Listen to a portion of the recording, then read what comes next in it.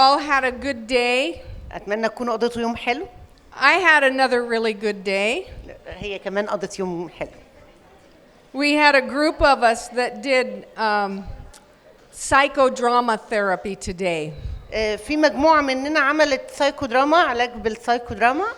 I highly recommend it if you get a chance to participate in something like that. أنا بوصي جدا إنه لو كان عندك فرصة تعمل كده تشارك في حاجة زي دي. And then we did some art therapy. وكمان عملنا علاج بالفن أو بالرسم. Also another thing I highly recommend. ودي حاجة تانية أنا بوصي بيها جدا. Both psychodrama and art therapy كل من السايكودراما والارت ثيرابي are ways to get in touch with your emotions and the feelings in your body. هي طرق بنقدر نتلامس فيها مع مشاعرنا، نتلامس بيها مع مشاعرنا وأجسامنا. And from what I've shared the last 2 days, ومن اللي شاركت بيه اليومين اللي فاتوا I think you're beginning to understand that those two things are very important. ابتديتوا تفهموا معايا قد ايه الحاجتين دول في غاية الأهمية. And so I'm going to ask you to stand up again. فهطلب منكم تاني نقف.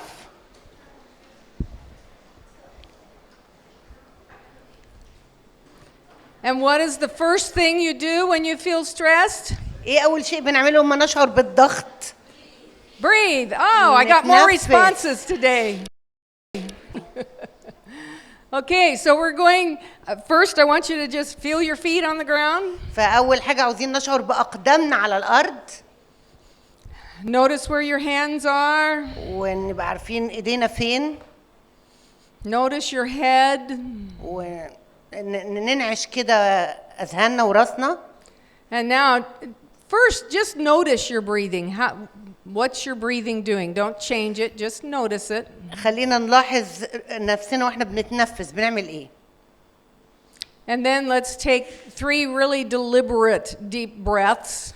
خلونا ناخد 3 أنفاس كده عميقة. So breathe in deep. نتنفس بعمق. Hold. And breathe out. ناخد نفس نخرج النفس. Notice any place in your body that you're holding tension. ده بيطلق أي توتر في أجسادنا. And tell it to relax. أي جزء فيه توتر خلينا نقول له استرخي. Shoulders, drop your shoulders. لو حاسس بتوتر في كتافك اسقط كتافك كده وريح. If it's your low back, you might soften your knees. لو ظهرك من ورا كده ده يمكن يرخي العضلات بتاعته أو الركب. If it's in your head, loosen your jaw. لو في توتر في راسك ريح الفك كده بتاعك. Let's take another really deep breath. خلونا ناخد نفس تاني عميق، شهيق عميق. And release. وزفير نخرج الهواء. And one more deep breath. نفس تاني عميق. And release. ونخرج النفس. Okay. You can be seated. تفضلوا.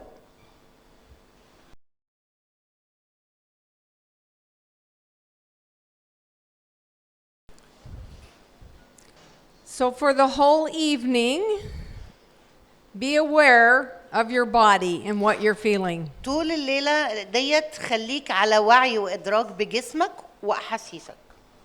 And practice. ونمارس. Practice releasing, letting go, relaxing. خلينا نتدرب على إننا نرخي عضلاتنا ونسترخي. One thing that I didn't go over yesterday that I wanted to. حاجة امبارح ما لحقتش أعملها وعاوزة النهاردة أتكلم فيها. Is how to help somebody be grounded when they go into flashback. إزاي تساعد شخص إنه يشعر بإنه واقف على الأرض بشكل ثابت في عملية استرجاع مشهد معين من الماضي. And I think I did explain that a flashback can be something visual that you see in your head. عملية استرجاع مشهد ممكن تكون شيء بصري صورة معينة تشوفها في ذهنك، It can be intense emotion. أو ممكن يكون نوع من الحركة اللي فيها شد أو توتر. emotion انفعال. Sometimes we have panic attacks or anxiety attacks ساعات ممكن نصاب بنوبة ذعر أو قلق when we have flashback. وإحنا بنعمل عملية الاسترجاع لمشهد من الماضي. But during a flashback, we usually feel very out of control. دايما في العملية ديت الفلاش باك بنشعر إنه الواحد خارج التحكم في نفسه. This is when we feel like we've been hijacked or taken captive. كأنك اتخذت كده. And we don't know how to stop it. وبتلاقي نفسك مش عارف توقف الشعور ده ازاي. And so I'll share with you how I work with a client or somebody who's with me. هوريكم ازاي بتعامل مع مستشير او شخص بساعده. But we can also apply these things to ourselves. لكن كمان نقدر نطبق نفس الكلام ده على نفسنا. And this will be one of the handouts that is available. وده واحد من الأوراق اللي هتبقى متاحة للي يحب ياخدها. And it's titled Flashbacks Are Normal. والعنوان بتاعها الفلاش باكس كشيء طبيعي. So one of the first things that you do واحدة من الحاجات الأولية اللي بتعملها is tell yourself you're having a flashback. انك تقر وتقول لنفسك انا دلوقتي بمر باسترجاع لمشهد معين. That's to remind myself that what happened is in the past. علشان بالطريقة دي انا بذكر نفسي ان اللي بيحصل او اللي حصل ده شيء او خبرة من الماضي. All of the emotions and the body sensations that you're feeling كل المشاعر العواطف الانفعالات والأحاسيس اللي بتحسها are memories from the هي عبارة past. عن ذكريات من الماضي. So remind yourself this happened. It may be a long time ago, or it might be a short time ago. فكر نفسك باستمرار إن ده حصل إما من وقت طويل جدا في الماضي أو حتى من وقت قصير. But remind yourself it is over. لكن فكري نفسك إن ده خلاص انتهى. Today I am safe. النهارده أنا في أمان. And so to reassure ourselves that we're safe. وعلشان نذكر نفسنا نؤكد لأنفسنا إننا في أمان. We start with what we've done before here. بنبتدي باللي أنا عملته قبل كده هنا. By just maybe stamping your feet. بإنك تدق كده برجلك على الأرض. So moving your feet to remind you that you can run away. تحريك رجليك على الأرض ده بيذكرك إنك تقدر تهرب في مهرب. And each situation or person is different. وكل موقف مر بيه شخص هو مختلف عن التاني. They may be able to do this sitting in a chair. ممكن تكون قادر إنك تقعد على كرسي. Or they may need to stand up. أو إنك تقف. I've had situations where people will just stand up because they want to run. كان في مواقف شافت فيها الناس بتقف فجأة كأنهم بيحاولوا إنهم يجروا. And if you are with somebody who's having a flashback, لو أنت كنت مع شخص بيمر بالخبرة ديت أو التذكر لمشهد من الماضي. it's important that you remain calm. مهم جدا إنك تبقى هادئا. On the inside you might be going, oh no, what do I do? لأنك أنت ممكن من جواك تتخض إيه اللي أنا بعمله ده معاه. But on the outside you need to take a deep breath. من جواك يبقى كده لكن براك تاخد نفس عميق. And say something like it's okay. تقول لنفسك ماشي الموضوع it's okay. You're with me and you're having a flashback. تقول للشخص أنت معايا وأنت مجرد إنك بتمر بخبرة استرجاع للماضي. And I will usually ask them to look at me. وعادة بطلب من الأشخاص يبصوا ليا. But you want to be very careful with how you do that. لكن مهم جدا تكون حريص وأنت بتعمل كده. And so you ask them, can you look at me? فأنت ممكن تسأل ممكن تبص لي؟ Because sometimes those words are used as punishment. Look at me. لأن أوقات الكلمات دي تتقدم في صورة وكأنها عقاب أو أسلوب مهدد. بص لي كده. So you need to be very aware of your tone of voice. عشان كده مهم جدا تكون حريص واخد بالك قوي من نبرة صوتك. Your body language. ولغة الجسم بتاعتك. You do not want to mirror their anxiety. أنت مش محتاج إنك تعكس التوتر اللي عند الناس دول أو القلق. So you provide a calm presence that they can begin mirroring. لكن بالعكس حضرتك بتقدم شعور مريح ينعكس على الشخص اللي قدامك. Breathing is one of the first things. التنفس العميق واحد من الحاجات اللي في الأول. And you don't just ask them to do it. ومش بس إنك تطلب منهم يعملوا كده. You do it with them. لكن أنت كمان بتعملها معاهم. And so you want to encourage them to look at you and say, "Can you take a deep breath with me?" وتشجعه أو تشجعها إنه تبص ليك وتقول له تقدر تاخد نفس عميق معايا. Just follow me. I'm going to breathe in real deep through my nose and down into my belly. اعمل كده معايا. خد النفس وخرج الهواء من مناخيرك وخرج الهواء من بقك. And you may need to do this 10 times, whatever you sense is needed. وممكن تعمل كده 10 مرات على حسب ما الموقف يستدعي. يعني تشعر إنه محتاج كده. Because when we get scared, we kind of stop breathing. لأنه الحقيقة إننا لما بنخاف ممكن يحصل إن نفسنا يتوقف. And that means the oxygen's not getting to our brains. وده معناه إن الأكسجين مش بيدخل ويوصل لأذهاننا أو مخنا. So a person may start feeling dizzy or faint. فالشخص ممكن يشعر بالدوخة أو الإحساس بالإغماء. So the breathing serves a number of purposes. فعملية التنفس ديت بتخدم أهداف كتير. It's taking the oxygen to where it's needed in your body. بتودي الأكسجين للحتة اللي جسمك محتاجها. It's also calming your system. وبتهدئ الأجهزة اللي في جسمك. So you're going to ask, you want to use all of your senses. Did it quit? هو الصوت في حاجة. كل حواسك الخمسة تستخدمهم. So you may and you do that to have them orient to the present. وبتستخدم ده بشكل في الحاضر. So maybe have them identify objects in the room. يمكن يكون مهم إنه الشخص يدرك الأشياء اللي موجودة في الأوضة. Can you tell me where you are? تقول مثلا تقدر تقول لي أنت فين؟ What's my name? أنا اسمي إيه؟ What's your name? أنت اسمك إيه؟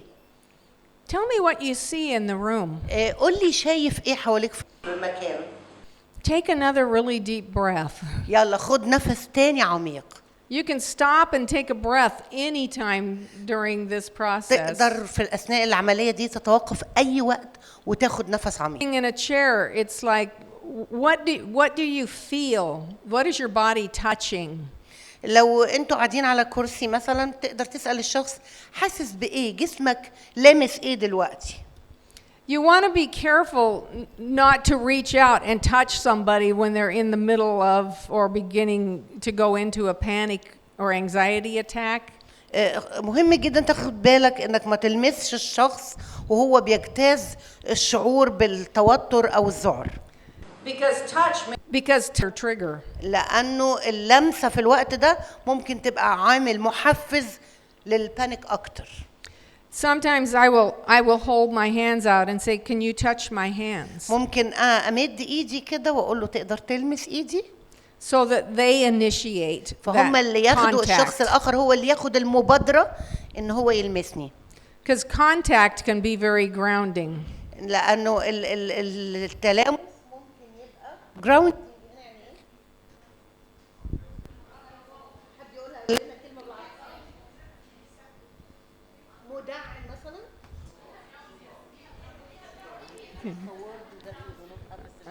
Oh, okay, yeah. Yeah. I have one client who has pretty severe problems going into flashbacks. كان عندي يعني مستشير كان عنده مشاكل أو عندها مشاكل قاسية جدا وصعبة في الماضي. And we've built a very trusting relationship. وبنينا مع بعض علاقة مبنية جدا على الثقة. So if we're in a counseling session and sitting face to face, فلما كنا نقعد في جلسة المشورة وجها لوجه she'll even sometimes scoot her chair closer to me كانت في أوقات تسحب الكرسي بتاعها قريب منها and just put her foot up next to my foot. وتحط رجلها قريب من رجل ساندي. But I always let her initiate that. لكن كانت دايما ساندي بتسيبها هي اللي تعمل كده. So there may be things that you just figure out that help. يكون في أشياء أنت تقدر عليها تكون بتقدم مساعدة. So you've had them use their sight to identify things or objects. ممكن تستخدم البصر بتاع الشخص حاسة البصر إنه يتعرف على أشياء حواليه في المكان أو في الأوضة. The sense of touch. يستخدم حاسة اللمس. By even identifying if they're sitting in a chair, feeling their back against the chair and their bottom on the chair. إنه يستخدم اللمس أو بإحساسه على الحاجة اللي قاعد عليها أو ظهره وهو بيحس بالكرسي اللي قاعد عليه مثلاً. Hearing, ask them to identify sounds. استخدامك لحاسة السمع عند الشخص تسأله هو سمع إيه من أصوات حواليه. They maybe hear the air conditioner running. ممكن يبقى سمع صوت جهاز التكييف مثلا.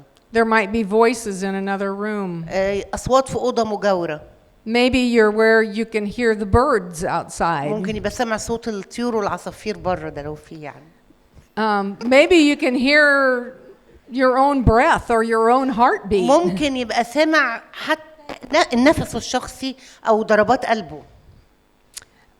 So all of these things, anything with our senses, there might be smells that they could identify. ممكن يبقى في روايح استخدام حاسة الشم. Sometimes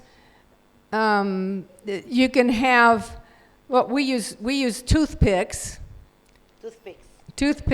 and we'll soak wooden toothpicks and we'll soak them in cinnamon oil. اوكي اوقات يستخدموا خلة السنان وينقعوها كده في زيت سينامون قرفة. And they can take one of those and touch it to their tongue. وياخد العود ده كده ويلمسه على لسانه. And that taste can bring you into the present. والطعم ده أو المذاق ده يحس بيه في الحاضر.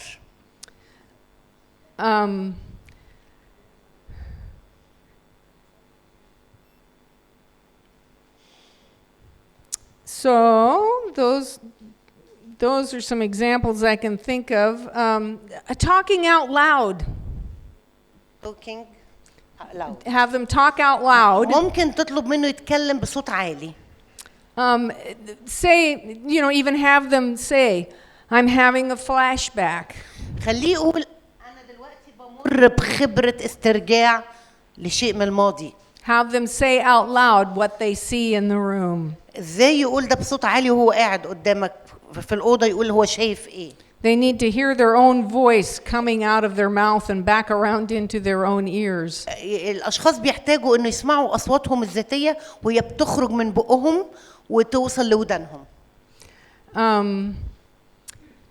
So sometimes anything that they can talk that isn't on the anxiety.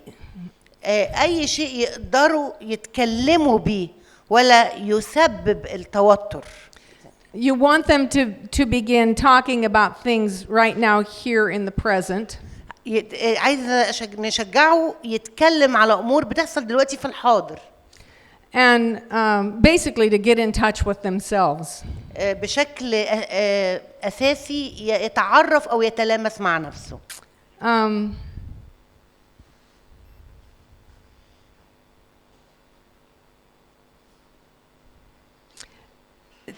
getting in touch with our physical boundaries can help too. من الامور اللي تساعد كمان ان الواحد يتعرف على الحدود الجسديه بتاعته. It can help to just have them touch their own hands or arm مفيد ان الشخص يلمس ايده او دراعه بنفسه gently and say out loud, this is my hand. يقول يمسك ايده كده بهدوء او برقه ويقول دي ايدي، ده دراعي. Or this is my arm. ده دراعي. Sometimes just even hugging themselves, and I usually do it this way. او تعلم الشخص ازاي يحتضن نفسه بالشكل ده كده، يلمس نفسه كده. يرفع ايده ويحضن نفسه بالايد الثانيه. ويحضن الايد الثانيه يحضن نفسه كده. ده بينتج شعور بالحدود والامن. There may be an object that you could hold. ممكن يكون في حاجة شيء بتحضنه. Especially they can maybe identify something at home. ممكن يكون شيء متعود عليه من البيت. If they start to feel anxiety, يعني لما الشخص يشعر بتوتر أو قلق. It's perfectly okay to revert to being a little child. It is to go back to being a child. عادي جدا ان الشخص لما يشعر بالتوتر ممكن يرجع كأنه طفل. Maybe wrap in a warm blanket. ممكن يمسك البطانية دافية كده ويتلف بيها. Or hold a pillow. أو يحضن المخدة. Or a teddy bear. أو دبدوب كده بتاعه يحضنه. So something that's comforting. شيء معزي مريح كده بيعمله. And again, this is where it's extremely important to be with somebody that's safe. ومهم جدا انه الشخص في الوقت ده يكون مع حد بيشعر معاه بالامان. And if you are that person, you need to create that safe place for them. واذا انت كنت الشخص ده اللي هو بيشعر معاه بالامان، عليك انك تخلق هذا الجو الامن ليه. Where there is no shame. حيث لا يشعر بأي خزي. There's no judgment. ولا إدانة. That you can be soothing and comforting. تكون شخص مريح لي. And that's not always easy to do. وده مش دايما بيكون سهل إن الواحد يعمله. Because sometimes when people go into flashbacks. لأنه أحيانا الأشخاص هم بيمروا في خبرة الاسترجاع لشيء من الماضي. Whoever is around them may become a target. أيا كان مين اللي قدامهم بيبقى هدف ليهم. So they may begin projecting anger at you. فوارد جدا إنه يسقط غضبه في اللحظة دي عليك. And you need to know how to stay calm. وأنت محتاج في الوقت ده تتعلم إزاي تبقى هادي. And know that it's not about you. وتبقى مدرك إن ده مش موجه ليك أنت. And so you have to talk to yourself a lot. فبتحتاج تتكلم مع نفسك في الأمر ده وقت كافي. And you may need to be saying, it's okay, I'm safe, I can be calm. وتقول لنفسك تمام أنا بخير هرجع البيت. And of course another thing is to find somebody that can be a support to you. كويس انك تجد شخص يكون مدعم ليك. And that might be a counselor. وده ممكن يكون المشير. It might be a friend. أو صديق. Or a family member. أو شخص من أفراد العيلة. But look for those people that you can be safe with. لكن دور على أشخاص تكون في أمان معهم. And take care of yourself after you have an anxiety attack or a flashback. واعتني بنفسك، خد بالك من نفسك بعد ما تواجه موقف فيه توتر شديد أو وقت الفلاش باك. It can be very exhausting. لأن الأمر ده ممكن يكون مجهد ومستنزف جدا للطاقة. And you may need to lay down and rest. ويمكن تحتاج بعدها إنك ترقد كده وترتاح.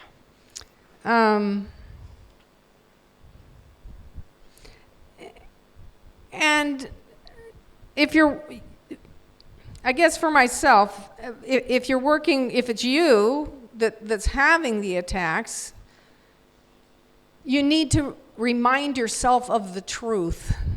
وإذا كنت أنت الشخص اللي وقع عليه الهجوم محتاج إنك تفكر نفسك. Sometimes we know the truth or other people tell us the truth. تفكر نفسك بالحقيقة. أحيانا بنبقى عارفين الحقيقة والناس بيقولوها لنا.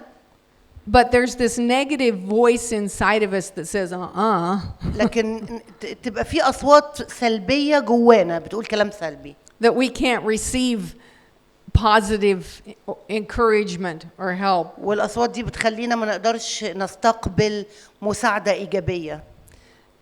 But recovery is about learning to tell yourself the truth. لكن الشفاء هو عبارة عن إنك تعلن نفسك بالحق، تخبر نفسك بالحق. And so think about, what would I like to believe about myself? فكر دايما قول إيه اللي أنا أحب أصدقه عن نفسي. And begin telling yourself that, even if you don't feel it. وابتدي قول لنفسك اللي تحب تصدقه عن نفسك ده حتى لو مش بتشعر بيه. Because it takes time for the brain to change those memories and those thoughts. لأنه ده أمر بياخد وقت من الذهن إنه يغير المعتقدات بتاعته دي ويستقبل الحاجة الإيجابية. Bottom line, know that you're not crazy. Know that you're not crazy. اعرف جيدا إن أنت مش مجنون. That it really is physiological. لكن دي حاجة فسيولوجية بتحصل فعلا. And the fact that you feel out of control وحقيقة إنك بتشعر إنك خارج التحكم في نفسك is because you are out of control. لأنه أنت كده فعلا بالفعل أنت مش متحكم في نفسك في الوقت ده. It's like your body has taken control of your brain. لكن اللي بيحصل في اللحظات دي إن جسمك هو اللي بياخد السيطرة على المخ. And your emotions. وعلى الانفعالات. So that leads me to what I want to talk about tonight. الكلام ده بقى هيقودني للي هتكلم عنه الليلة دي. I want to share with you some of how our memory works. النهارده عايزة أشارككم إزاي ذكرياتنا بتعمل. And أو ذاكرتنا. there are some technical terms that I will be using. هتستخدم بعض التعبيرات التقنية. And they too are in the handout sheets that will be available to you later. والتعبيرات دي موجودة في الورق بتاعنا. I might just read a couple of quotes here from Peter Levine. هتقرا اقتباسين هنا. What did I do with my first page?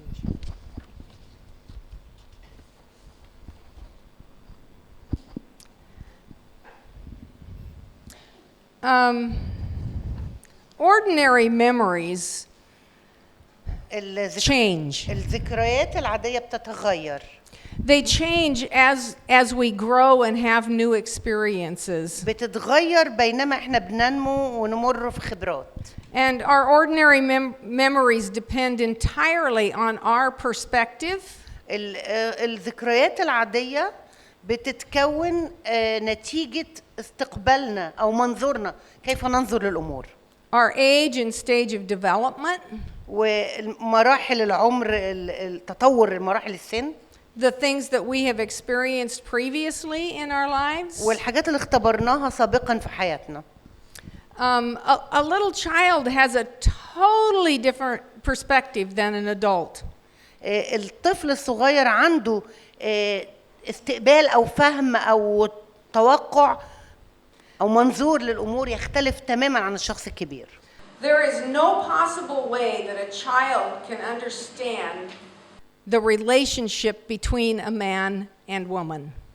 يعني صعب جدا على طفل يقدر يفهم مثلا مفهوم العلاقة بين رجل وامرأة. They don't have enough physiological maturity. Yeah. عن مثلا علم أو خلفية عن الجانب الفسيولوجي. And there's no way they can understand the dynamics of a man and woman's relationship. صعب عليه جدا يفهم ديناميكية العلاقة بين الرجل والمرأة. So their perspective of watching mom and dad is going to be very different. فمنظوره عن مشاهدته لبابا وماما مختلف تماما عما نراه احنا مثلا ككبار. Than how mom and dad see things. مختلف عن الامور بابا وماما بيشوفوا الامور ازاي. Children prior to adolescence are in a concrete thinking mode. الأطفال بخلاف الكبار يفكروا في الأمور المجسمة المحسوسة. I think of my daughter when she was about 5 years old. بفكر في بنتي لما كانت عندها 5 سنين. Her name is Tara. كان اسمها تيرا. We were at the grocery store. We were buying groceries. كانوا في البقالة. And a tall elderly man came to visit with me. وجي راجل طويل كبير كده يزورهم. And I noticed Tara just looking straight up, and she kind of had her mouth open. She was like. والبنت بصت للراجل اللي فوق كده وفتحت بقها. And I'm thinking, I hope she doesn't say whatever it is she's thinking. And so we finished visiting, and the man walks away, and وخلصوا الزيارة والراجل مشي. And Tara looks at me with her eyes big, and she says, "Mom, did you see his nose hairs?" قالت لها ماما شفتي الشعر في مناخيره؟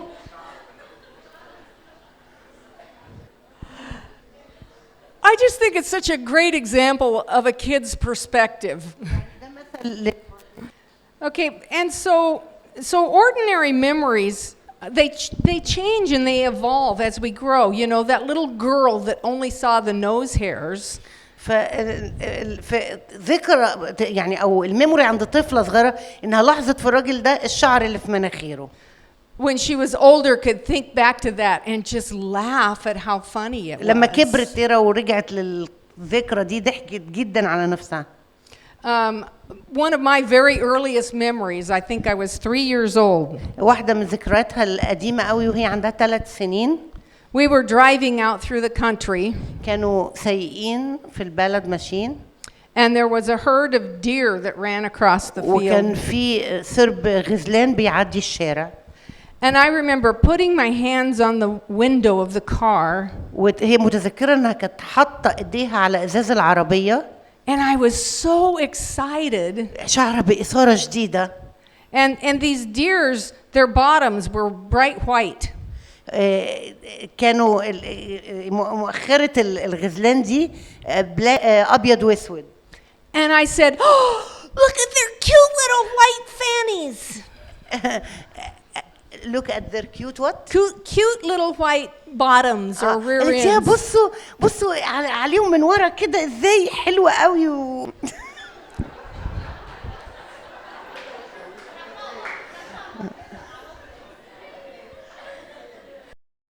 And just like you, everybody burst out laughing in the car. طبعا كل اللي في العربية عملوا زينا وضحكوا. My perspective as a child منظورها كطفلة was shame. كان الخجل. هي لما ضحكوا هي اتكسفت. اوكي. I thought I had said something nasty or naughty by saying Fanny. هي أدركت إنها قالت حاجة عيب يعني محرجة. And I crumpled on the floor and sobbed and cried. ونزلت فوق العربية وبتعيط لما ضحكوا. Because I was so ashamed. لأن هي شعرت بالخجل جدا. And humiliated. والإهانة أو الإحراج. And of course, years later, my mother and I talked about this. وبعد سنين هي ومامتها تكلموا عن الموقف ده. And she felt so bad. ومامتها شعرت بالحزن زعلت قوي. Because they just thought it was an adorable little girl. إن هم كانوا يعني بيضحكوا شايفينها طفلة جميلة أمورة وهي بتقول كده. But it says something about the difference between our perspectives. ده بيوري الاختلاف في نظرتنا ما بين الكبير والصغير. And so then as I grew older, my perspective of that memory changed. وطبعا بعد ما كبرت كل ما كنت بكبر نظرتي للموقف ده كانت بتتغير. And so that's what ordinary memories do. وده الشيء الطبيعي اللي بيحصل مع ذكرياتنا العادية. They evolve with time and we see them differently when we gain more experience. بتتغير وتتحلل مشاكلها مع الوقت كل ما بنكبر. And when I get together with my brother who's 2 years older than me, لما كانت بتبقى مع أخوها الأكبر منها بسنتين, he'll start telling a story about something that happened when we were children. دايما يحكي عن حكايات حصلت معهم وهم صغيرين. And I'll be thinking, I was there, it didn't happen like that. وأقول لنفسي أنا كنت في الموقف ده ما حصلش الموضوع زي ما هو بيحكي كده. So for a long time I just thought he was making up stories. والوقت طويل كانت بتعتقد إن هو بيألف حكايات. But I came to realize he just had a different perspective. لكن ابتدت تفهم وتتأكد إن هو شاف القصة كده. That we all see things from totally different perspectives. إننا بنشوف الأمور من منظور مختلف كلنا. And whose perspective is right? أنه منظور اللي صح.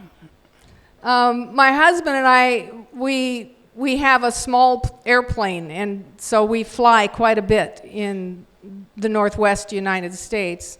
هي وجوزها عندهم طيارة صغيرة بيتحركوا بيها في أمريكا. And we have a volcano that erupted 30 years ago. وحصل إن في بركان انفجر من 30 سنة نواحيهم. And so it's very famous. وكان ده حدث شهير. It's called Mount St. Helens. كان اسمه ماونت سين هركين.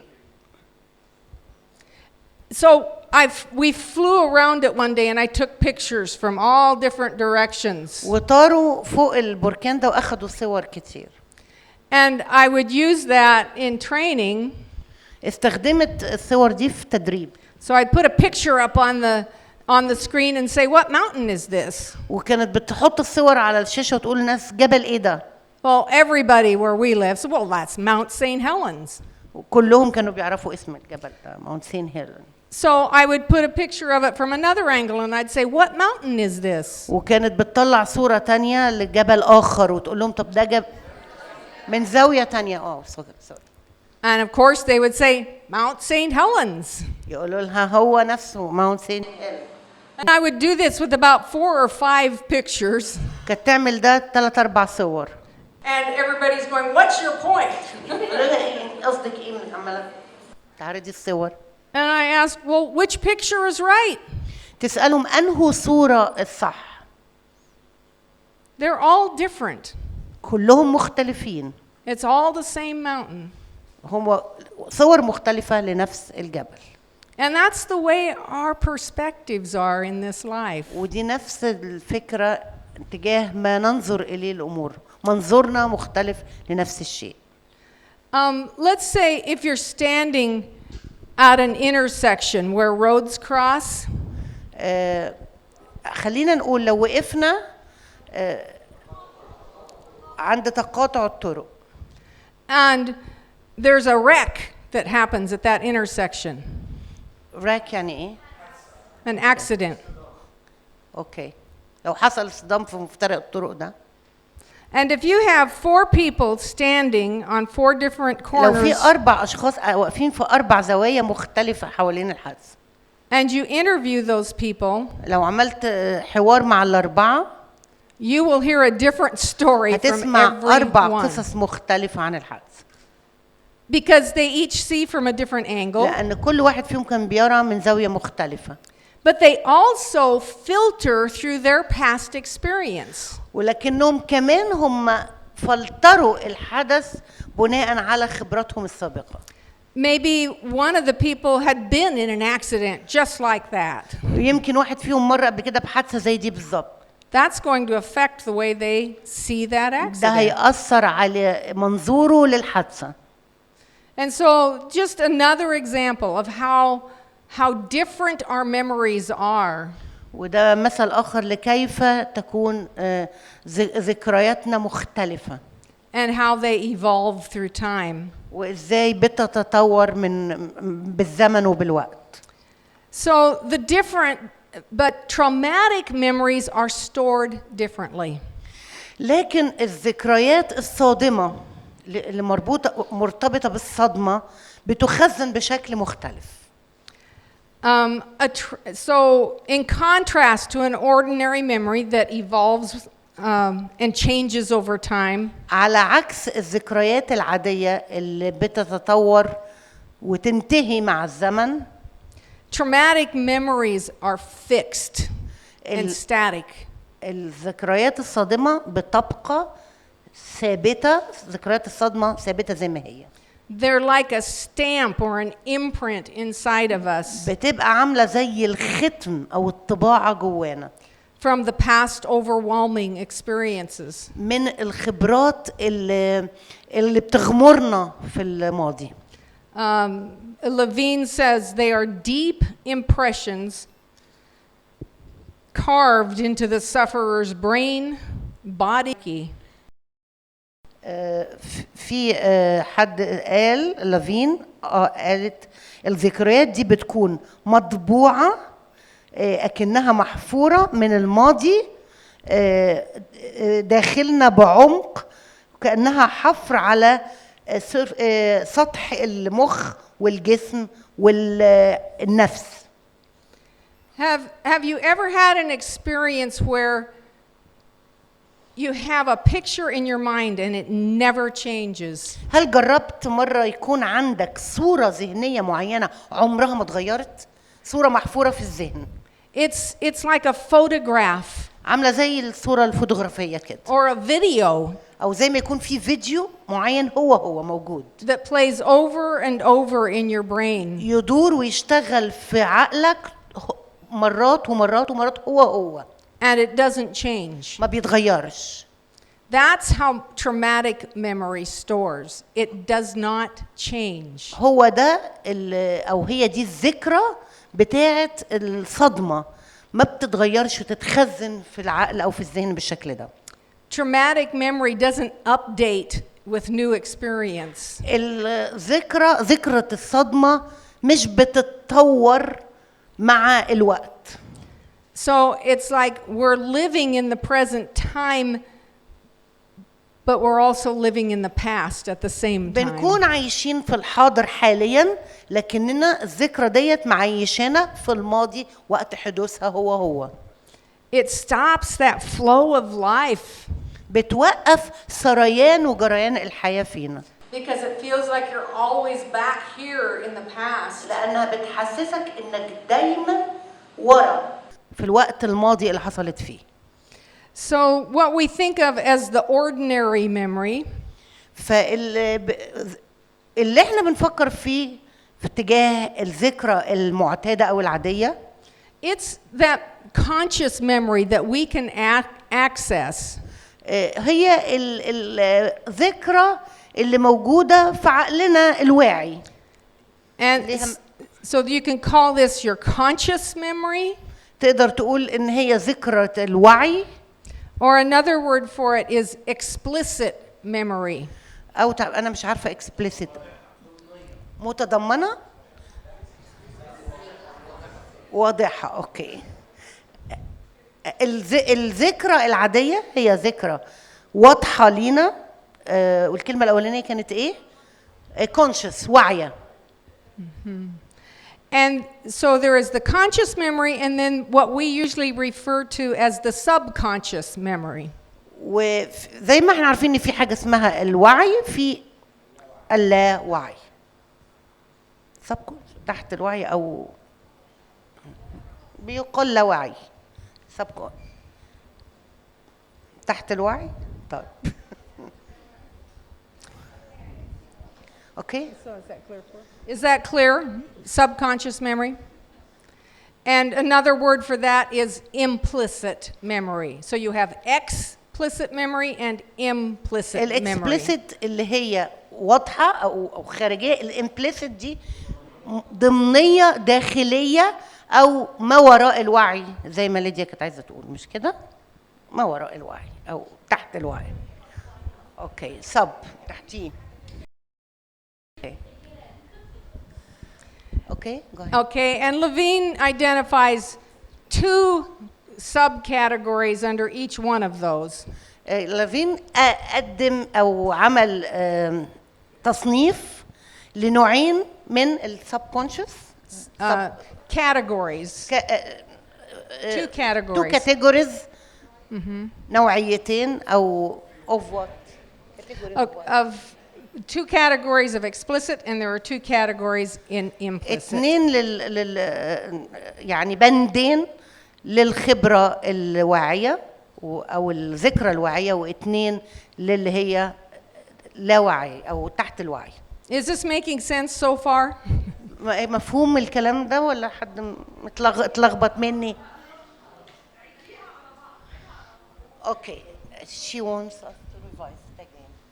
في نوعين من الميموري، ذكرى او ذكريات مرتبطة بالوعي، ودي بيقولوا عليها تعبير انها خارجية او explicit واضحة، وفي ذكرى تاني تحت جوه الوعي او تحت الوعي او في جزء من بيقولوا عليه العام ما لا وعي اللي هو تحت الادراك، ودي بتبقى ضمنية داخلية. And again, this I have made into a handout, so you will have it all الكلام ده هتلاقوه outlined. في ورق تقدروا ترجعوا له تاني. It took me a while to wrap my brain around this. ده خد منها هي نفسها وقت عشان تجمع كده، تستجمع عقلها وافكارها فيه. But once I got it, it helped me understand so much. لكن لما قدرت تفهمه ده ساعدها على مزيد من الفهم. So I'll give you the foundation of it today. فهي هتدينا الأساس للكلام ده النهاردة. And then encourage you to do some research about it. وأشجعكم طبعا تعملوا مزيد من البحث عن الأمر ده. And so the explicit or conscious memory فالذكرى الواعية الواضحة has 2 parts. فيها جزئين، 2 كاتيجوري زي ما قلنا. The first part is declarative or logic. جزء منها منطقي واضح. All right, I lost my page again. ايه ده؟ معرف او declarative معرف. Declarative memory is what we're most familiar with. الجزء المعرف ده او الذكرى المعرفة كلنا معتادين عليها او عارفينها. It can have stories that have a beginning, a middle, and an end. ممكن يبقى عندنا قصص كان لها بداية وحدث في تفاصيل ونهاية. It can be very concrete. شيء ملموس وواضح لينا. Things like a grocery list. حاجة عاملة زي قائمة المشتريات اللي من البقال كده. Mathematics. زي الرياضة، مسائل الرياضة. Numbers. أرقام. Things we memorize. أشياء يمكن إننا نحفظها. It's usually neat and tidy. حاجات مترتبة ومتوضبة. Something you can learn from a book. حاجة تقدر تتعلمها من كتاب تقراه. It's often how we teach in our educational systems. دي الذكريات دي الحاجات اللي بتبقى من اللي بنتعلمه من أنظمتنا التعليمية. It's all about what we store here in our cerebral cortex. ديت الحاجات اللي بتخزن في الجزء ده في الذاكرة. سوري مش سامعة حضرتك. أنا عايزين بقى دكاترة مخي. أوكي. الكورتكس اللي هو قشرة المخ.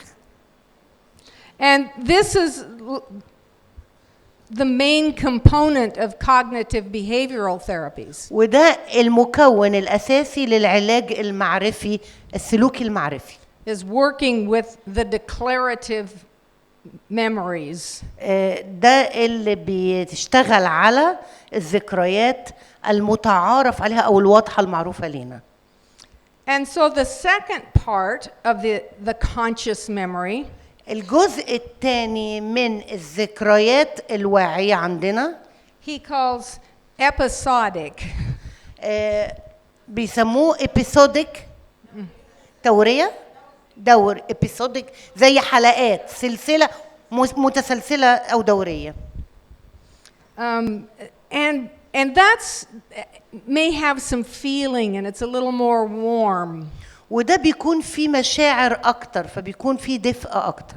Sometimes it's those memories that just kind of float up that's like, oh yeah, I remember that. ده الجزء اللي فيه بنحس بمشاعر معينة وصاحبة الشيء بنتذكره نقول أنا فاكر شعوري ساعتها في الموقف ده. And so it may have some pleasant emotions attached to it. فممكن تكون مشاعر مبهجة مثيرة. Or it may have some unpleasant emotion أو attached. مشاعر غير سعيدة مرتبطة بالذكرى دي. But it's a memory that you can access. لكن هي ذكرى تقدر إن أنت توصل ليها.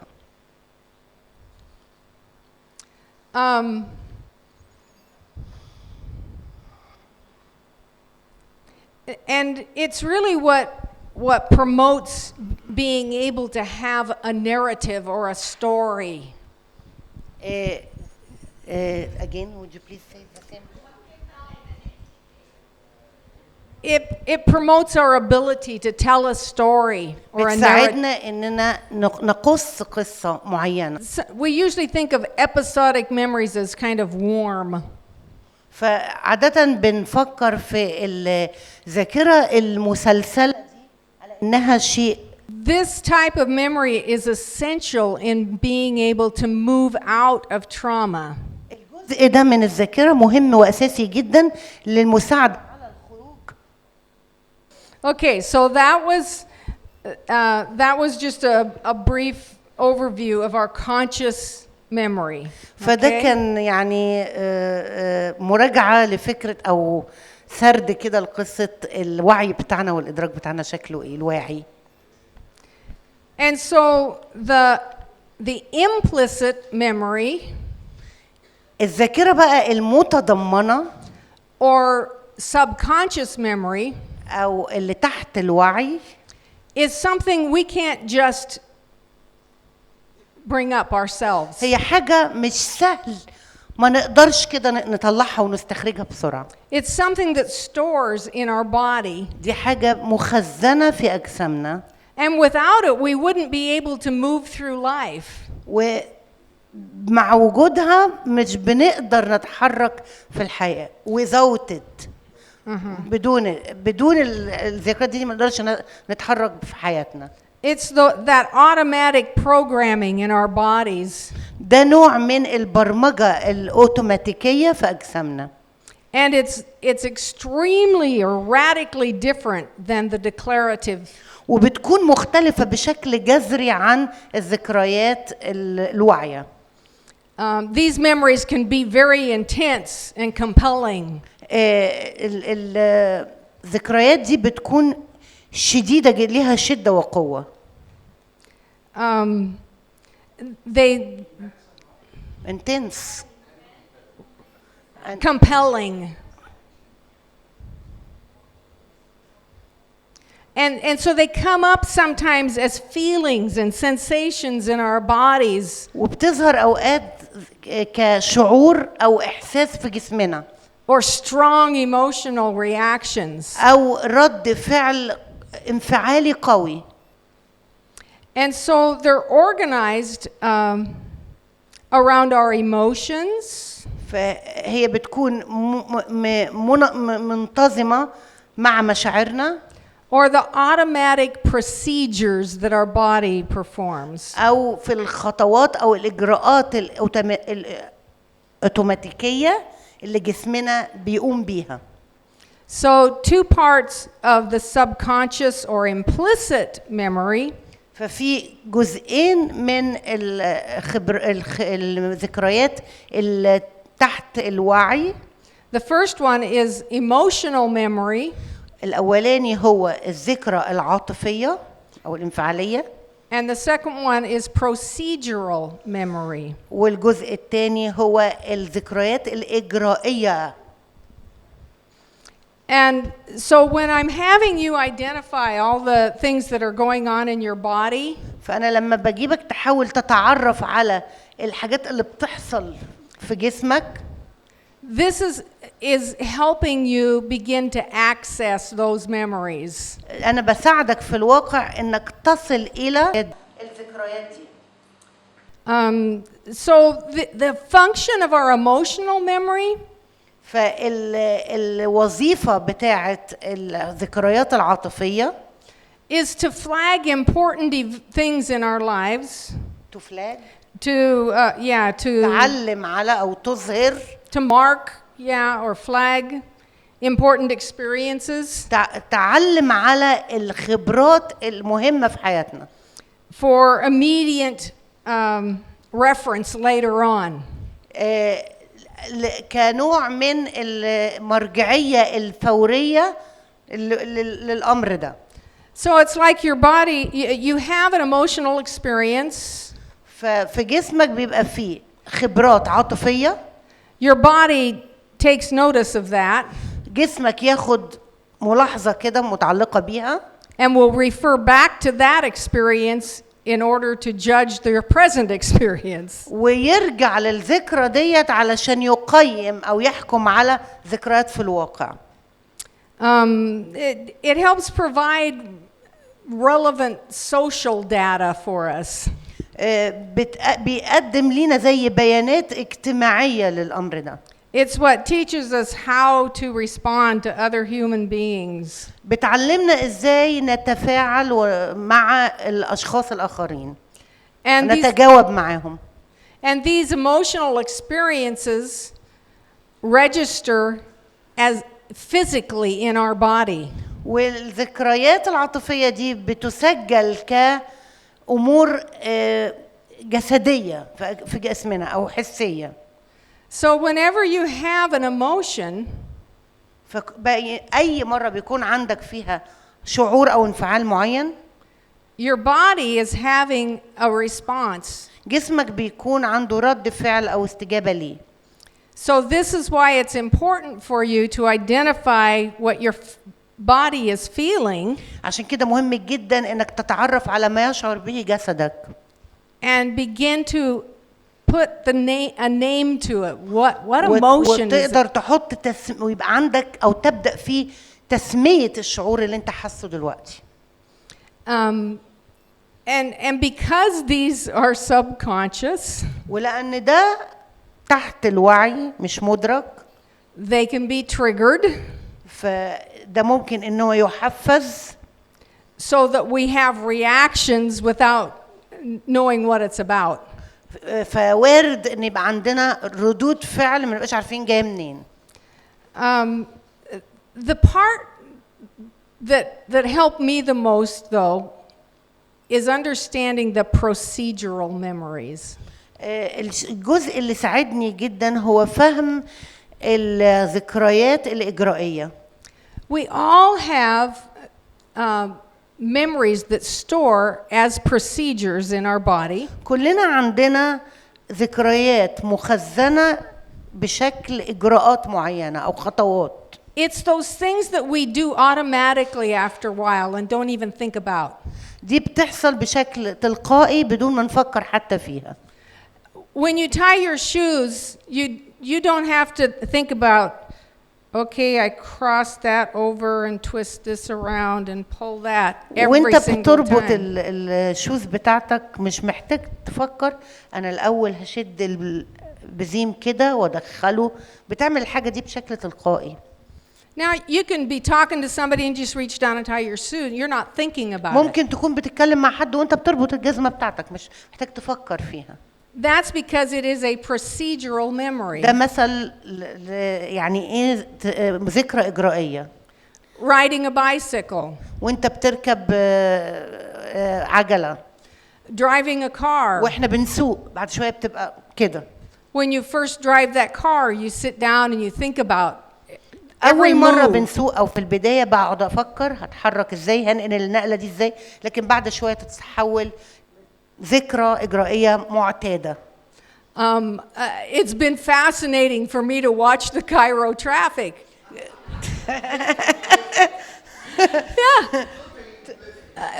Yeah, well, I told my husband, I said, they have a totally different procedural memory than we do. سواقة خبرة مختلفة جدا مختلفة.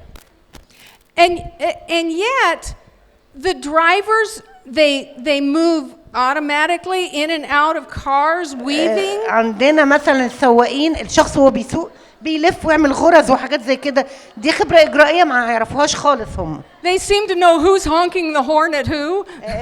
ما تبقاش عارف مين بيضرب كلاكس لمين.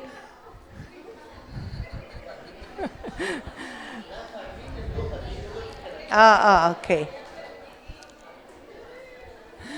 But that moving and weaving between cars. الغرز بين العربيات دي خبرة يعني. If you had to stop and think about every single move you made, لو انت وقفت وفكرت في كل حركة بيعملوها you'd all be insane. تبقى مجنون. Yeah. And so that pattern of driving without a pattern, كون انك بتسوق هذا النمط من السواقه اللي ملوش نمط. It's genetics, Moshe says. Yeah. Even that, it becomes a procedural memory. بالرغم من كده ده يدرج تحت انها خبره اجرائيه او ذكرى اجرائيه. Have you ever gone to drive in another country that uses the other side of the road? هل عمرك وانت بتسوق بره جربت مثلا تستعمل الطريق التاني الجانبي من السكه؟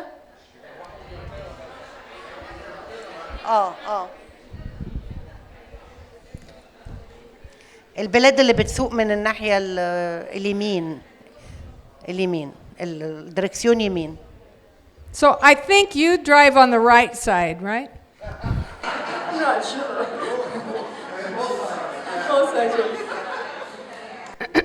But if you're used to driving on the right side, لو انت متعود تسوق من اليمين and then you go to a country where you drive on the left side, ورحت بلد من اللي بتسوق شمال, it's like your automatic reflexes want to swerve when a car's coming at you on the other رد side. فعلك التلقائي انك بتحود الناحيه الثانيه لما تلاقي عربيه جايه في وشك. And that's because of procedural memory. ده بسبب الذكرى الإجرائية اللي أنت متعود عليها. Playing a musical instrument. العزف على آلة موسيقية. Procedural memory. دي برضو ذكرى إجرائية. Think about playing. Do any of you here play piano? لو حد فينا بيلعب بيانو. في حاجة. Okay. So your right hand is doing one thing. إيدك اليمين بتعمل حاجة. And you're reading the treble clef. Reading.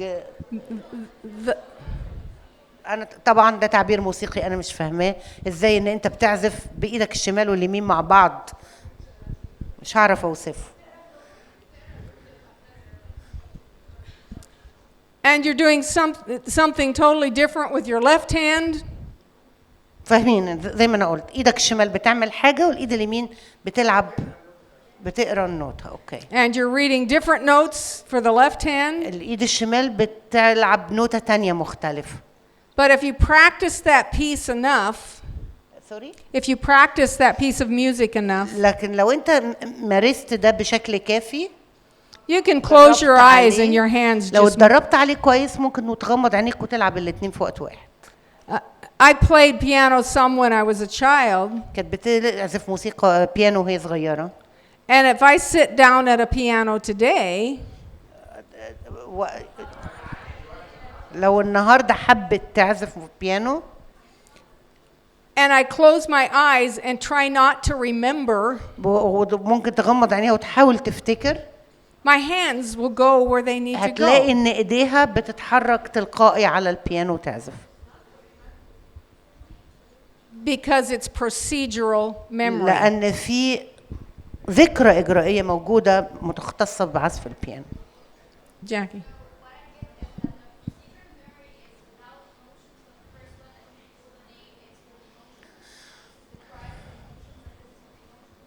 Procedural memories are what we would call body memories. body. Yes. الذكرى الإجرائية بنسميها هي ذكرة الجسد، الحاجات اللي بنقدر نعملها.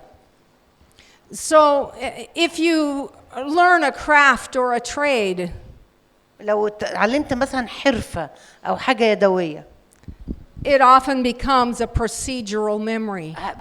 لما بتتقنها بتتحول لذكرى إجرائية.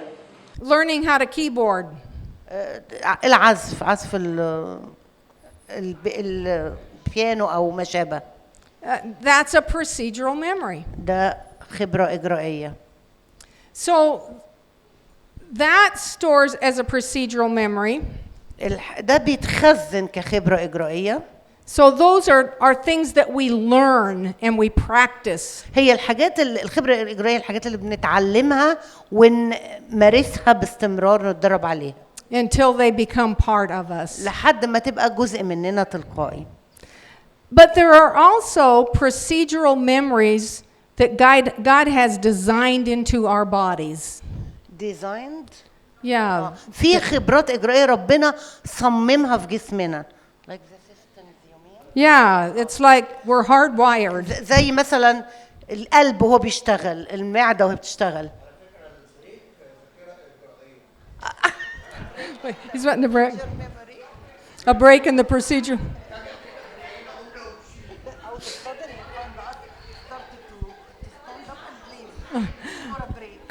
Okay, hold on for just a couple more minutes. I'm going to finish this, and then we will take a break.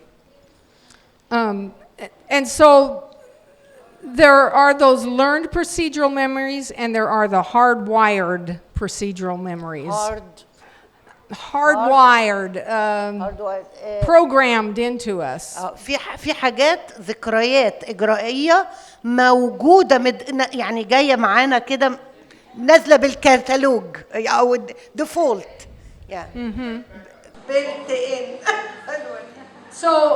So it's what I talked about earlier with the fight or flight freeze. زي الفايت فلايت فريز لما الواحد بيتجمد تجاه موقف. التعبير اللي قلتوه امبارح كان ايه ولا او يهرب، يا تتجمد في مكانك يا تجري. الكر والفر. ايوه. So we are designed. احنا متصممين بالرياكشن ده. To have specific responses. إن يبقى عندنا استجابة معينة. When we encounter danger. لما نواجه خطر. And that's what we've been talking about the last 2 days. وده اتكلمتوا عليه في اليومين اللي فاتوا. So when a trauma happens to us. فلما بيحصل لنا صدمة. It goes directly past our conscious brain. بتدخل على طول لإدراكنا في الذاكرة أو في المخ. And it stores in our body. بتتخطى ده وتتخزن في أجسادنا. As that frozen memory. كذكرى مجمدة. It is a procedural memory. It's automatic. بتبقى خبرة إجرائية تلقائية أوتوماتيكية. So then any time after that, اللي يحصل إنه بعد كده في أي وقت when our brain thinks we are in danger, لما عقلنا يترجم أو يفكر إنه في خطر، أنا في خطر, it will go into that automatic memory أروح على طول للذكرى الأوتوماتيكية of the trauma بتاعة الصدمة. And the main reason I wanted to share this information with you والسبب الرئيسي اللي بيخليني عايزة أشارككم بالمعلومة دي because I know it's complex and confusing, لأني عارفة إنها معقدة وبتلخبط. is that you can think of the subconscious. Think of the subconscious as being at your feet, at the bottom. يعني لو فكرت في إنه ما هو وراء أو تحت الوعي كأنه في رجلك أو من تحت. So you have those body memories that are stored. فأنت كده عندك ذكرى مخزنة، ذكرى جسدية في جسمك مخزنة. Then the next level up would be those emotional memories that are still subconscious. المستوى الأعلى شوية في السبكونشس بتاعي هو الذكرى العاطفية. The next place up would be the emotional memories, the conscious brain. اللي فوق كده اللي بعديه الأعلى هو الذكريات العاطفية أو الانفعالية المختزنة في عقولنا. And then the top level is those conscious logical memories that we have. والجزء الأعلى خالص اللي على القمة.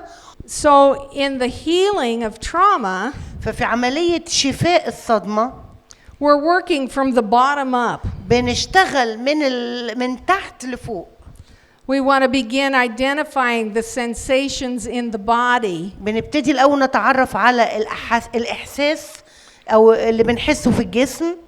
Connect those sensations to the emotional response. ونربط ما بين الأحاسيس الجسدية دي بردود أو استجابات العواطف. Move those things up into the present time. ونطلع بالحاجات دي نحركها للوقت الحاضر اللي احنا فيه. And be able to connect it to a story or a narrative. ونبقى قادرين بعد كده إننا نربطها بقصة أو أمر فيه سرد. So it's like developing this flow of the body memories up and through our brain where we can access it. زي عملية إنه بيتطور الأمر من ذكرياتنا الجسدية إنه Okay. So if nothing else, just remember that we're working from those bottom memories, the body memories, up to our conscious memory to bring healing. اللي محتاجين نتذكره إن إحنا بنشتغل على ذكرياتنا اللي في الجسم ونطلع بيها إلى الوعي والإدراك في عقولنا. Okay, I think we need a break. فناخد بريك بقى.